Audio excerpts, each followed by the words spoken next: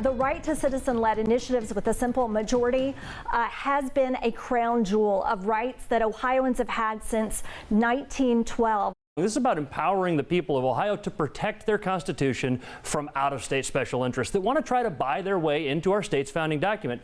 I'm here to say the Ohio Constitution is not for sale.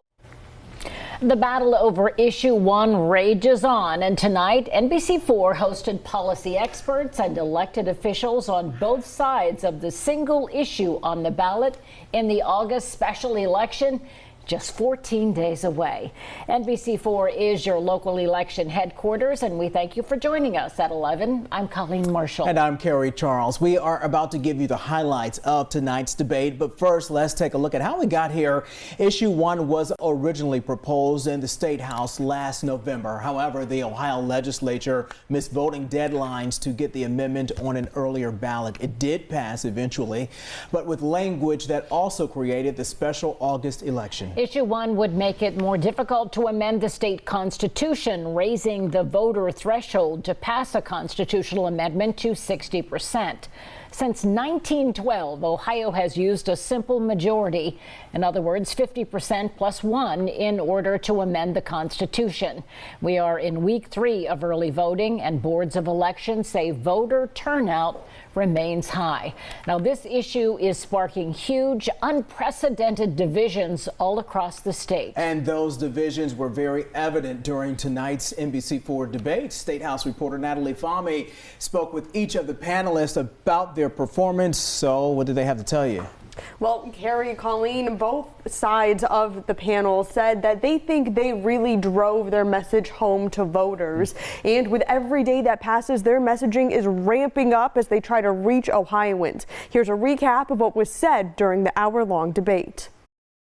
This is quite simply about protecting the Ohio Constitution. I think the vulnerability of the Ohio Constitution, it's just simply not true. Lawmakers and policy experts going head-to-head to defend the merits of Issue 1 or urge a no vote. We can take the for sale sign off our state constitution by voting yes on Issue 1. This whole proposal is based on a false premise. It doesn't exist. Part of Issue 1 increases the number of counties a petitioner must get signatures from to make it onto the ballot from 44 to all 88 Ohio counties. The no side says that would effectively end the process to get a proposed constitutional amendment on the ballot. It's intended to be a bullet through the head initiative. It's intended to incapacitate it because reaching 88 counties would be almost impossible. But the yes side says it's only fair. The Constitution applies to all 88 counties. What we're saying is, look, everyone should be able to have a say. In November, Ohioans will also be voting on a reproductive amendment that would make abortion legal to the point of fetal viability if it passes. The yes side says it's proposals like this that are the issue, saying the state constitution should not be a policy document. When you put something in our state constitution, it's there for life. It's so undemocratic. When the ballot board approves this language, it's take it or leave it. We can't debate it. We can't go and offer an amendment to it. What the abortion issue right now, it's stuck. It's right there. We couldn't make it better. We couldn't fix it. That's what we do at the State House, Colleen. That's not what we do. Policy doesn't belong in our Constitution. All state constitutions are policy documents. The no side arguing that state constitutions are supposed to be living documents. And if Issue 1 passes, it takes power away from the people. The bedrock of Ohio's Constitution has always been trust the people. In closing statements, House Minority Leader Allison Russo said the yes side thinks Ohioans are, quote, too stupid to pay attention to what's at stake. I asked Secretary of State Frank LaRose to respond to that after the debate. I mean, really, it's the no side that thinks that you can't get a group of 60% together if you've got a really good idea. But both sides feel like they made a strong case to voters, honing in on their messages. It's very clear that Issue 1 is about taking power away from voters and making politicians more powerful. And I do believe that Ohioans will see right through that. Again, it's about protecting Ohio's Constitution and trusting Ohio's voters. There's a lot of noise out there. Tonight we are hearing from a political expert who tuned into our Issue 1 debate. This issue is unprecedented for the state of Ohio. NBC4 Sierra Johnson spoke to a professor of legal history who tuned in tonight. So what did he have to say, Sierra? Well, in addition to reviewing some of the points made by those panelists, the law professor I spoke with discussed the issue at hand, its unprecedented nature, and what this movement could mean for other states.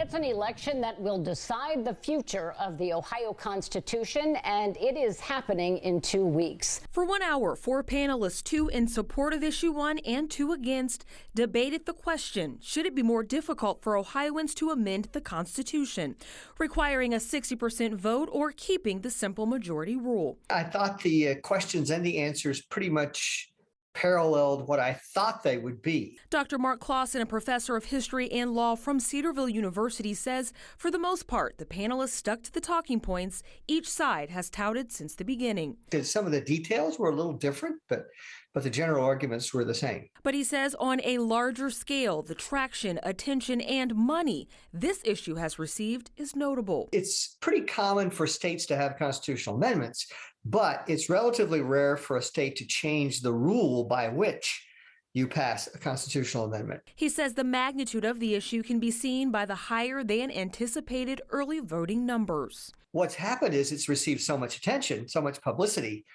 that people have now formed their particular positions. Positions leading to long lines and outcomes that will soon be decided by the voters. So that's why I see this one as being as having a larger outcome than you would expect normally, because the publicity has driven people to take sides, and sort of pretty passionate sides too, I've noticed. And that passion that Dr. Clausen discussed, not only from the voters, but also from the panelists we heard from earlier tonight. And that expert I spoke with says this issue is one that will have donors in other states keeping a close eye on the state of Ohio. Carrie? That's for sure. All eyes on the Buckeye State. Sierra, thanks.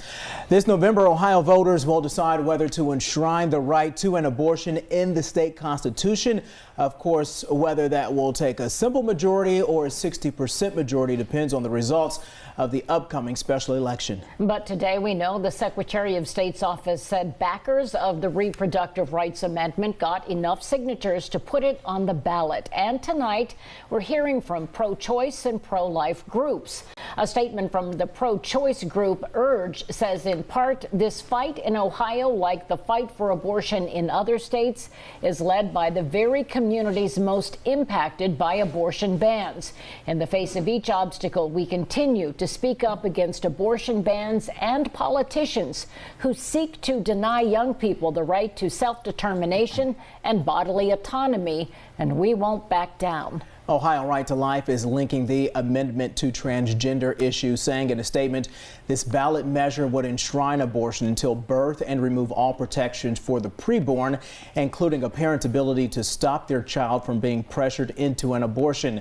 Additionally, it would enshrine the right for minors to receive harmful hormone-suppressing drugs like Lupron and undergo sex change surgeries without their parents' knowledge. Amendment supporters deny that. Early voting numbers have been much higher than expected, as we said, and we're currently in week 3 of early voting, and the Secretary of State's office says more than 212,000 Ohioans have cast early in-person ballots or absentee ballots. It's the first election in Ohio to be under the recently passed stricter rules, including requiring a photo ID for a vote to count. So if you would like to see tonight's debate in its entirety, it's a good debate. We have it posted for you over on NBC4i.com. We also have all the details you need to make an informed and timely vote. NBC4 is your local election headquarters.